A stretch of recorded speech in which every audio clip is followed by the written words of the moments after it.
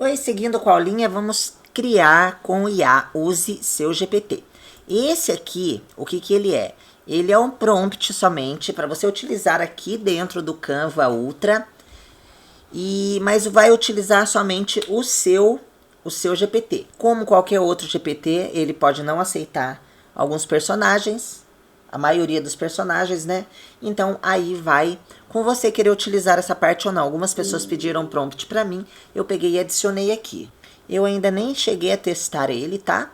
Olha, o que deseja criar? Arte completa para caneca, fundo, 22x10, elemento, PNG transparente e frase. Então, eu vou colocar arte completa para caneca. O que que eu quero? Vou adicionar aqui Dia dos Professores.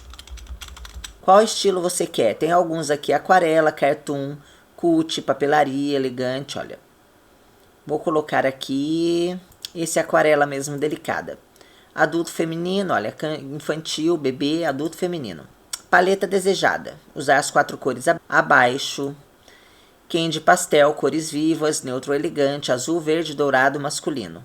Vou colocar candy pastel. Composição harmoniosa, personagem central, elementos nas duas pontas e centro livre, para você adicionar uma outra coisa que quiser. Estampa contínua sem emenda, composição minimalista, cheia de detalhes. Fundo, claro, harmonizado com o tema. Detalhes extras, opcionais, incluir folhagens, corações, ferramentas, flores e laços. Adicionar elementos voltados ao tema professores. Criar somente personagens e elementos originais. Pode clicar ou não, não vai criar personagens mesmo, né? Entrega arte plana sem mockup de caneca. Montar pedido.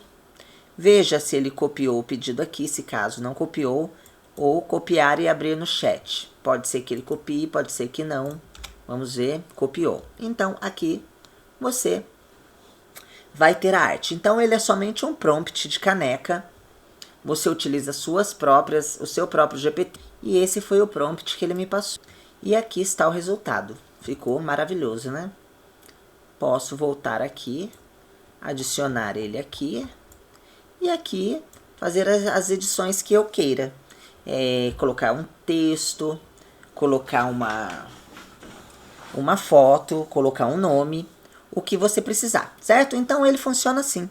Vai lendo aqui o que vai pedindo e vai montando e depois adiciona ele. Vai fuçando aqui, vê se acha interessante isso. Caso ache interessante, caso precise adicionar algumas coisas a mais aqui, depois me informe, tá bom? Até a próxima!